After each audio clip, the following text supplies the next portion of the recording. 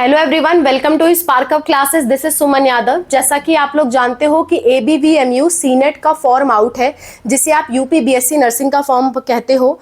ये ना ही केवल यूपी बीएससी नर्सिंग का फॉर्म है, बल्कि ये आपके ऑल इंडिया स्टूडेंट्स के लिए फॉर्म है। लेकिन बस फ़र्क इतना पड़ता है कि यूपी में बच्चों को गवर्नमेंट कॉलेज मिलते हैं और प्राइवेट कॉलेज भी मिलते हैं, लेकिन दूसरे स्टेट के बच्चों को केवल प्राइवेट कॉलेज मिलते हैं इस फॉर्म के ज़रिए। ठीक है, तो फॉर्म का नाम क्या है? फॉर्म का नाम है ABVMU सीनेट का फॉर्म है ये, जिसे आप यूपी बीएससी नर्सिंग फॉर्म के नाम से जानते हो। यूपी बीएससी नर्सिंग फॉर्म, ये फॉर्म आपका आउट है। इस फॉर्म का क्या सिलेबस रहेगा, क्या पेपर पैटर्न रहेगा, आज के वीडियो में वो हम डिस्कस करने वाले हैं। और इस फॉर्म की अगर मैं बात करूं तो इस फॉर्म की डेट आउट है। ये फॉर्म आपका आउट है। ये फॉर्म आपको अगर हमसे भरवाना है तो आप इस नंबर पे संपर्क करिए 6393798060। ये हमारा व्हाट्सअप नंबर है। इस पे आप व्हाट्सअप पे मैसेज करके हमसे फॉर्म फिलिंग करवा सकते हैं। ठीक है, तो फॉर्म फिलिंग करवाना है तो आप हमें कांटेक्ट करिए, हम आपका फॉर्म फिलिंग करेंगे और हम काउंसलिंग भी करते हैं। इसी नंबर पे कांटेक्ट करके आप हमसे काउंसलिंग भी करवा सकते हो। व्हाट्सएप पे ही मैसेज करिएगा, कॉल नहीं लगेगा, इसलिए व्हाट्सएप के थ्रू ही कांटेक्ट करिएगा। ओके, नेक्स्ट इसके पेपर पैटर्न की बात कर लेते हैं कि ABVMU सीनेट का पेपर पैटर्न क्या होता है। पेपर पैटर्न क्या होता है, इसकी हम बात कर लेते हैं। अगर हम इसके पेपर पैटर्न की बात करें तो इसमें आपके फिजिक्स में 24 क्वेश्चंस आते हैं, केमिस्ट्री में 24 क्वेश्चंस आते हैं, बायोलॉजी में भी आपके 24 क्वेश्चंस आते हैं, नर्सिंग एप्टीट्यूड में इसमें 24 क्वेश्चंस आते हैं और इंग्लिश में 24 क्वेश्चंस आते हैं। अगर टोटल आप जोड़ोगे तो आपको नजर आएगा 120 क्वेश्चन इसमें आ रहे हैं। 120 क्वेश्चन, और एक क्वेश्चन एक नंबर का होता है, इसलिए इसमें जो नेगेटिव मार्किंग हो, इसलिए इसमें जो मार्क्स होते हैं वो आपके 120 मार्क्स होते हैं और इसमें कोई भी नेगेटिव मार्किंग नहीं होती है। नो नेगेटिव मार्किंग, इसमें कोई भी नेगेटिव मार्किंग नहीं होती है और एक सही करने पे +1 का मार्क आपको मिलता है, यानी +1 आपको मार्क्स मिलता है, नेगेटिव मार्किंग 0। ठीक है, चलो आगे बढ़ते हैं। इसमें अगर बात करें तो पेपर आपका ऑफलाइन होता है, यानी कि OMR बेस्ड होता है। आपको OMR शीट मिलती है जो कि आपको भरनी होती है। पेपर आपका MCQ होता है, यानी कि मल्टीपल चॉइस टाइप क्वेश्चंस होते हैं। 120 क्वेश्चन आते हैं और इसमें जो एग्जाम की ड्यूरेशन होती है वो 140 मिनट की होती है। 140 मिनट का समय आपको दिया जाता है अपना पेपर सॉल्व करने के लिए। पेपर आपका हिंदी मीडियम और इंग्लिश मीडियम दोनों में आता है, जिसमें भी आप देना चाहो दे सकते हो। आप चाहे जो क्वेश्चन मीडियम भरो, आपका पेपर हिंदी इंग्लिश दोनों में आएगा, जिसमें भी आपको समझ में आता है आप दे दो। ठीक है, पेपर में हिंदी भी रहेगा, इंग्लिश भी रहेगा, जो आपको सॉल्व करना है कर लो, क्योंकि ऑफलाइन पेपर है तो दोनों मीडियम आपको देखने को मिलेगा। ठीक है, तो ये पेपर का पैटर्न हो गया। अब हम सिलेबस की बात कर लेते हैं। सबसे पहले हम बात करते हैं नर्सिंग एप्टीट्यूड का क्या सिलेबस रहेगा। Nursing aptitude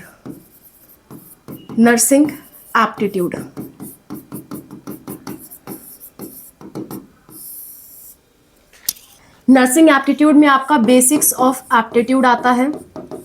basics of nursing, जैसे कि नर्सिंग क्या होती है, नर्सिंग का डेफिनेशन क्या है, नर्सिंग का रोल क्या है, नर्स की ड्यूटी क्या होती है, नर्स कितने टाइप की होती है, जैसे क्लिनिकल नर्स, कम्युनिटी नर्स, कितने टाइप्स के होते हैं, ये आपको मालूम होना चाहिए।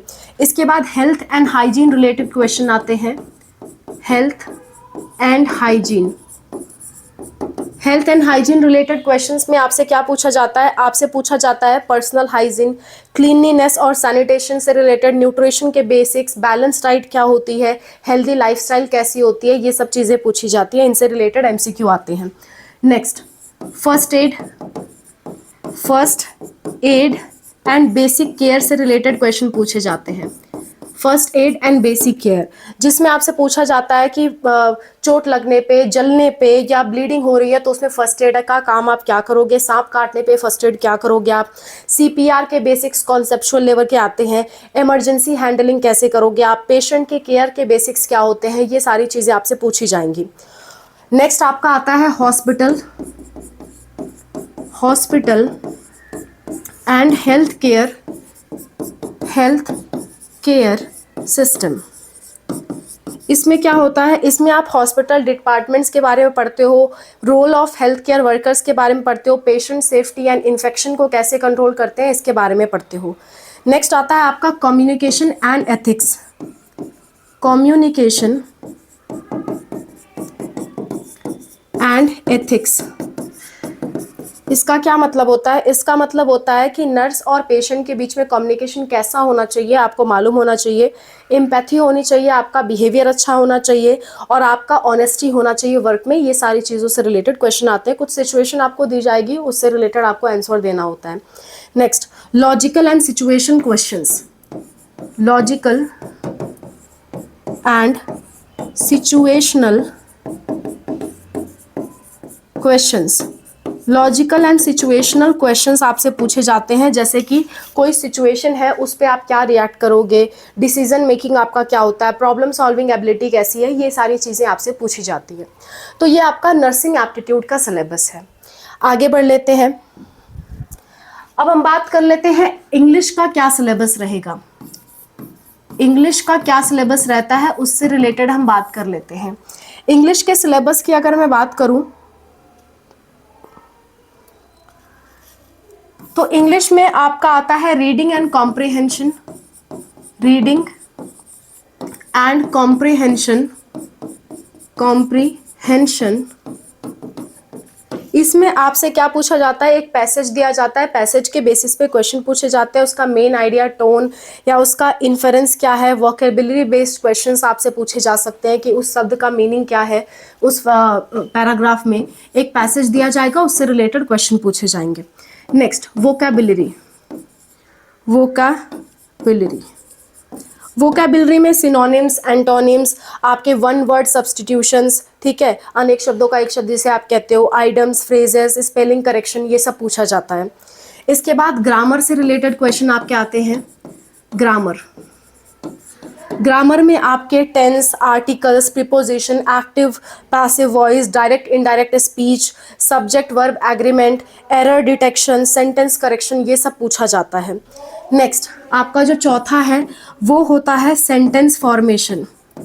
सेंटेंस फॉर्मेशन, इससे रिलेटेड आपके क्वेश्चन पूछे जाते हैं और बेसिक इंग्लिश यूसेज से रिलेटेड क्वेश्चन पूछे जाते हैं।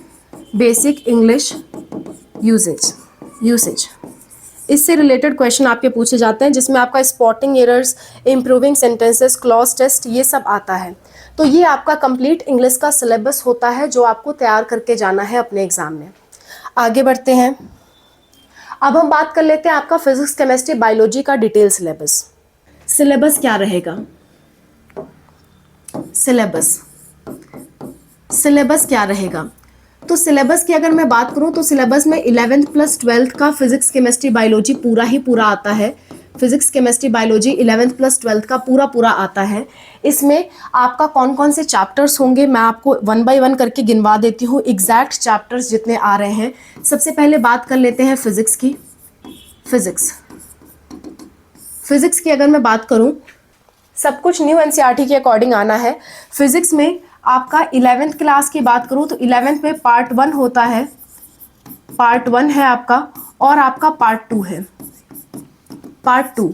तो पार्ट 1 में टोटल आपके 14, पार्ट 1 और पार्ट 2 मिला के टोटल आपके 14 चैप्टर्स है। पार्ट 1 में आपके 8 चैप्टर हैं, 8 चैप्टर है, और पार्ट 2 में आपके टोटल 6 चैप्टर्स हैं, 6 चैप्टर्स। यानी कि अगर टोटल चैप्टर्स की बात करें क्लास 11th में तो वो है आपके 14 चैप्टर्स। सॉरी, क्लास 12th की हम बात कर रहे हैं पहले, सॉरी, क्लास 12th में टोटल आपके 14 चैप्टर्स हैं, 14 चैप्टर्स हैं, ठीक है। कौन कौन से वो 14 चैप्टर्स हैं नाम गिनवा देती हूँ ताकि आपको कन्फ्यूजन ना हो। सबसे पहला चैप्टर पार्ट 1 में है आपका electric charges and fields, electric charges and field. दूसरा है आपका electrostatic potential and capacitance, electrostatic potential and capacitance. ये सारे चैप्टर्स आप नोट डाउन करके रख लीजिए। आपके काफ़ी काम आएंगे प्रिपरेशन के दौरान। जस्ट अ मिनट, मैं इसको थोड़ा सा इस तरफ कर लेती हूँ ताकि सारी चीज़ें अट जाए। नेक्स्ट इसके बाद है आपका current electricity, current electricity, current electricity. Next chapter है आपका moving charges and magnetism, moving charges and magnetism. इसके बाद नेक्स्ट है आपका मैग्नेटिज्म एंड मैटर,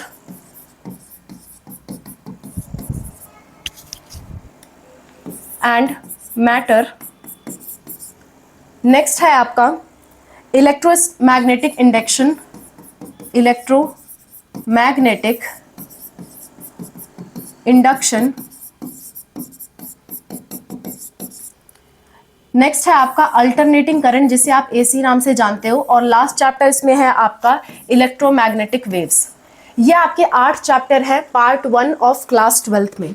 इसके बाद अगर हम बात करें कि पार्ट 2 में कौन कौन से 6 चैप्टर्स हैं, उसकी बात कर लेते हैं। तो वो है आपका ray optics, ray optics and optical instrument है इसमें। नेक्स्ट है आपका वेव ऑप्टिक्स, वेव ऑप्टिक्स। उसके बाद है dual nature of, dual nature of radiation and matter, nature of radiation and matter. इसके बाद है आपका एटम्स। नेक्स्ट चैप्टर है आपका न्यूक्लियाई। और इसमें लास्ट चैप्टर है सेमीकंडक्टर्स, सेमीकंडक्टर्स। ये आपका 12th का है, फिजिक्स क्लास 12th में इतना कुछ आपसे पूछा जाएगा। ठीक है, अब बात कर लेते हैं फिजिक्स क्लास 11th में क्या क्या आता है। इसको एक बार के लिए आप स्क्रीनशॉट ले लो ताकि आपको दिक्कत ना हो, एक बार आप स्क्रीनशॉट ले लो। अब बात कर लेते हैं क्लास 12th में क्या आएगा। Physics, sorry I am sorry, बार बार मैं मिस्टेक कर रही हूँ। फिजिक्स 12th का मैं बता चुकी हूँ। अब बात करें फिजिक्स 11th में क्या आएगा। फिजिक्स के 11th में क्या क्या आ रहा है। फिजिक्स के 11th में पार्ट 1 में आपके 7 चैप्टर्स हैं, पार्ट 1 में 7 चैप्टर्स हैं। और नेक्स्ट आपके पार्ट 2 जो है, पार्ट 2 में भी आपके 7 चैप्टर्स हैं। यानी टोटल 14 चैप्टर्स आपको यहाँ पे देखने को मिलेंगे क्लास 11th में, और 14 चैप्टर्स आपके क्लास 12th में भी है। तो इसमें की बात कर लेते हैं हम कि 7 चैप्टर्स कौन कौन से हैं पार्ट 1 में। पार्ट 1 में 7 चैप्टर जो है उनमें से पहला है units and measurement, units and measurement,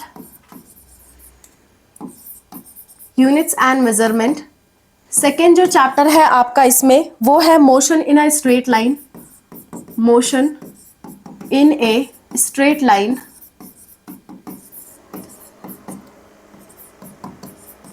next जो थर्ड है आपका वो है motion in a plane, motion in a plane. मेरे साथ साथ आप नोट करते चलिए ताकि आपको ध्यान भी रहे कि कौन कौन से चैप्टर्स आ रहे हैं। इसके बाद है laws of motion, laws of motion. Next जो है वो है आपका वर्क पावर एनर्जी। इसके बाद है आपका system of particles and rotational motion, rotational motion. और लास्ट है इसमें आपका ग्रेविटेशन, ग्रेविटेशन। ये 7 चैप्टर आपके पार्ट 1 में है of class 11th। Next 7 chapters जो आपके पार्ट 2 में आते हैं वो मैं आपको गिनवा देती हूँ। Mechanical properties of solids, mechanical properties of solids. इसके बाद है मैकेनिकल प्रॉपर्टीज ऑफ फ्लूइड्स। इसके बाद है आपका thermal properties of matter, thermal properties of matter. इसके बाद है आपका थर्मोडायनेमिक्स, थर्मोडायनेमिक्स। नेक्स्ट है आपका काइनेटिक थ्योरी, काइनेटिक थ्योरी। इसके बाद है आपका ऑसिलेशंस। नेक्स्ट है आपका वेव्स। ये कंप्लीट सिलेबस है आपके फिजिक्स का। फिजिक्स में इतने चैप्टर्स आ रहे हैं आपके, आप इन चैप्टर्स को जरूर तैयार कर लें। नेक्स्ट, अब हम बात कर लेते हैं केमिस्ट्री में क्या क्या आ रहा है।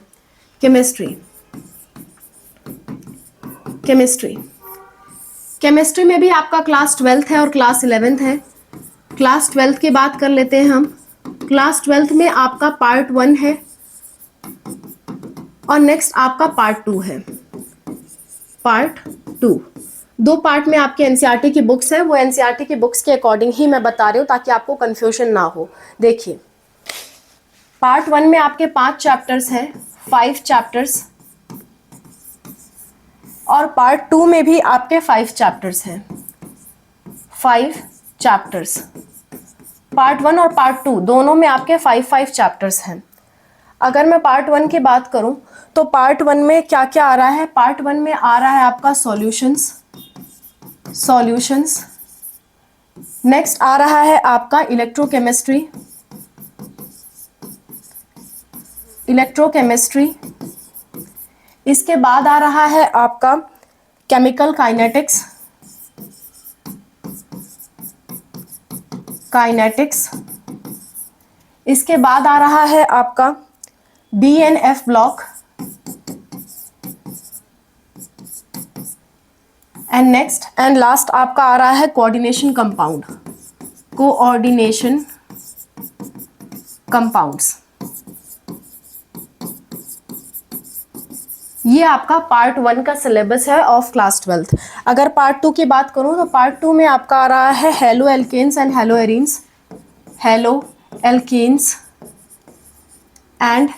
एरीन्स। इसके बाद alcohol, phenol and ether, alcohol, phenol and ethers. Next आ रहा है आपका aldehyde, ketone and carboxylic acids, aldehydes, ketones and carboxylic acids. ठीक है। चौथा जो आ रहा है वो है आपका amines, and last is biomolecules. Last है आपका बायोमोलिक्यूल्स। सो ये 10 चैप्टर आपके क्लास 12th केमिस्ट्री से आ रहे हैं। ठीक है। नेक्स्ट, इसका स्क्रीनशॉट ले लीजिए आप। इसके बाद है chemistry class 11th। Chemistry class 11th का सिलेबस, क्योंकि 11 प्लस 12 दोनों का ही आ रहा है तो दोनों मुझे बताना ही पड़ेगा अलग अलग। पार्ट 1 की बात करेंगे, पार्ट 2 की भी बात करेंगे। दो पार्ट में आपकी एनसीईआरटी है, 11th की भी और 12th की भी, दो पार्ट में है। तो इसमें आपके 11th में पार्ट 1 में आपके 6 चैप्टर्स हैं, 6 चैप्टर्स। वो 6 चैप्टर्स कौन कौन से अभी बात करूंगी, और इसमें आपके 3 चैप्टर्स हैं, 3 ही चैप्टर है मात्र, 3 चैप्टर्स। तो 6 चैप्टर्स की बात कर लेते हैं। इसमें सबसे पहले है आपका some basic concepts of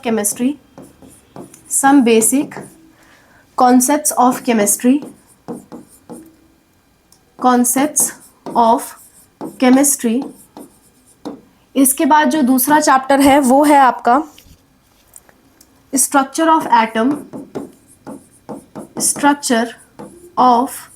atom.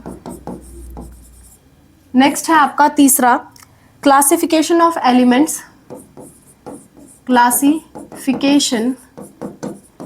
Elements,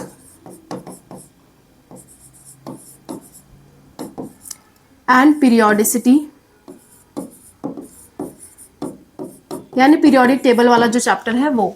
ठीक है। इसके बाद नेक्स्ट है आपका chemical bonding and molecular structure.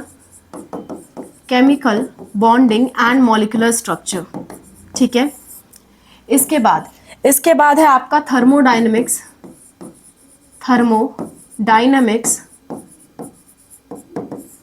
और लास्ट है आपका इक्विलिब्रियम।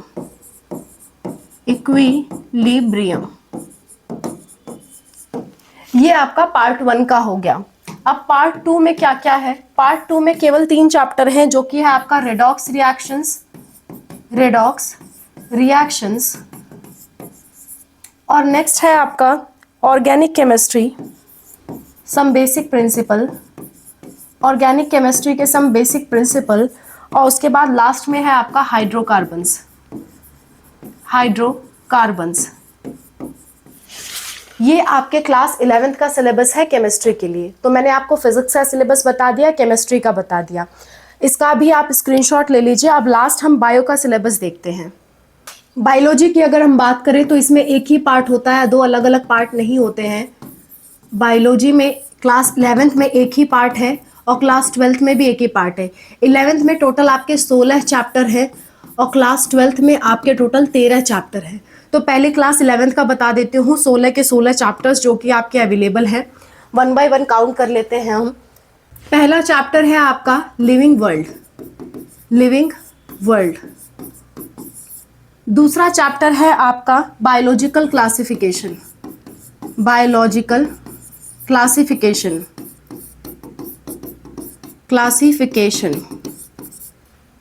तीसरा चैप्टर है आपका प्लांट किंगडम।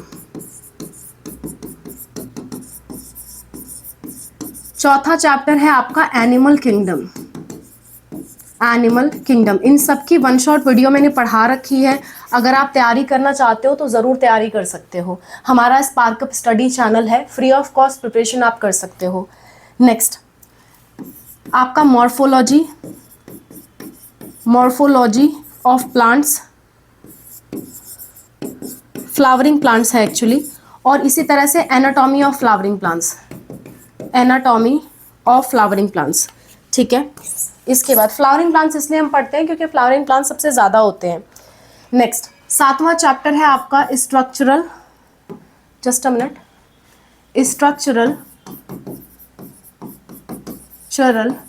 ऑर्गेनाइजेशन इन एनिमल्स। ठीक है, जिसमें हम टिश्यू वगैरह पढ़ते हैं, फ्रॉग वगैरह पढ़ते हैं। इसके बाद है आपका cell, the unit of life. फिर है आपका बायोमोलिक्यूल्स। उसके बाद है आपका सेल साइकिल। इसके बाद शुरू हो जाता है आपका प्लांट फिजियोलॉजी में आता है आपका photosynthesis in flowering plants, photosynthesis in higher plants, not flowering plants, in higher plants, क्योंकि लोअर प्लांट्स में कई जगह फोटोसिंथेसिस होता ही नहीं है। नेक्स्ट रेस्पिरेशन इन प्लांट्स, क्योंकि प्लांट फिजियोलॉजी के पार्ट हम पढ़ रहे हैं। इसके बाद है आपका प्लांट ग्रोथ एंड डेवलपमेंट।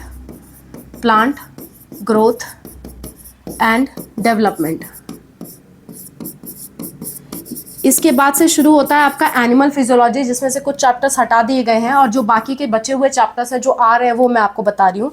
वो है आपका ब्रीदिंग एंड गैसियस एक्सचेंज।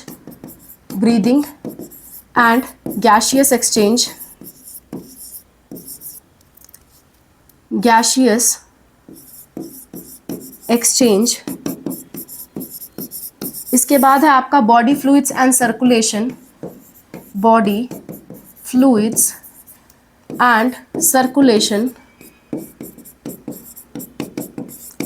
इसके बाद है आपका एक्सक्रीशन। फिर है आपका locomotion and movement.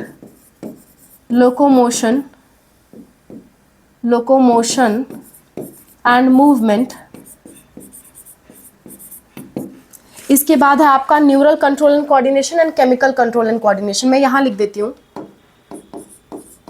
Neural control and coordination, ऐसे ही केमिकल कंट्रोल एंड कोऑर्डिनेशन। तो ये 16 चैप्टर आपके क्लास 11th के बायोलॉजी में है। ये 16 चैप्टर आपको तैयार करने हैं अपने एग्जाम के लिए। आगे की बात कर लेते हैं। जो आपके क्लास 12th में 13 चैप्टर्स हैं बायोलॉजी 12th में केवल 13 चैप्टर्स हैं, वो आपको पूरा तैयार करना है। 13 चैप्टर्स। ये आपको पूरे पूरे तैयार करने हैं। 13 चैप्टर्स कौन कौन से हैं मैं आपको गिनवा देती हूँ। सबसे पहला है sexual reproduction in flowering plants, sexual reproduction in flowering plants. इसके बाद है आपका human reproduction, human reproduction. Next है आपका रिप्रोडक्टिव हेल्थ, रिप्रोडक्टिव हेल्थ। इसके बाद है आपका principle of inheritance, inheritance and variation, and variation, principle of inheritance and variation. इसके बाद है molecular basis of inheritance, molecular basis of inheritance, molecular basis of inheritance. इसके बाद नेक्स्ट चैप्टर यानी कि जो 7th चैप्टर है वो है आपका इवोल्यूशन, इवोल्यूशन। इसके बाद है आपका health and disease, health and disease, health and disease. इसके बाद है आपका microbes in human welfare, microbes in human welfare, human welfare. इसके बाद नेक्स्ट है आपका biotechnology principle and process, biotechnology principle and process. और नेक्स्ट है आपका बायोटेक्नोलॉजी एप्लीकेशन, एप्लीकेशन। ये आपके 10 चैप्टर हो गए। इसके बाद 3 चैप्टर्स आपके इकोलॉजी से संबंधित हैं जो कि हैं आपके organisation and population, organism and population, organism and population. इसके बाद है आपका इकोसिस्टम और लास्ट है आपका biodiversity and conservation, biodiversity and conservation. तो ये 13 चैप्टर आपके बायोलॉजी क्लास 12th में है जिसे आपको तैयार करके जाना है। सो दैट्स ऑल। मैंने आपको पेपर पैटर्न बता दिया, मैंने आपको पूरा का पूरा सिलेबस बता दिया। आप अच्छे से अपनी तैयारी करिए, पेपर पैटर्न समझ लीजिए, सिलेबस तैयार कर लीजिए। अगर आपको हमसे तैयारी करनी है तो आप एग्ज़ाम का नेम, जिस एग्ज़ाम की आप तैयारी करना चाहते हैं, जिस मीडियम में आप तैयारी करना चाहते हैं, हिंदी मीडियम या इंग्लिश मीडियम, वो चीज़ कमेंट में लिख के भेजिए। जैसे हमारे ये स्पार्कअप क्लासेस चैनल है वैसे ही दूसरा चैनल है स्पार्कअप स्टडी, फ्री ऑफ कॉस्ट इस पे आपको प्रिपरेशन कराई जाएगी, ठीक है। और अगर आपको हमसे कोई फॉर्म भरवाना है या हमसे काउंसलिंग करवानी है तो उसके लिए ये नंबर हमारा सेव रखिए 6393798060। ये हमारा व्हाट्सअप नंबर है, इस पे व्हाट्सअप पे मैसेज करिए। फॉर्म भरवाना है तो लिखिए कि कौन सा आपको फॉर्म भरवाना है, हम आपको QR कोड भेजेंगे, अकॉर्डिंगली पेमेंट करके आप फॉर्म भरवा सकते हैं। काउंसलिंग करवाना है तो भी इसी नंबर पे आप व्हाट्सएप पे मैसेज करिए कि आपको ये वाली काउंसलिंग करवानी है, उसके चार्जेस बता के हम आपकी काउंसलिंग भी कर देंगे। So that's all about the video. I hope this video is helpful for you. Thank you so much for watching. Wish you all the best for whatever you are going to do. Bye, take care.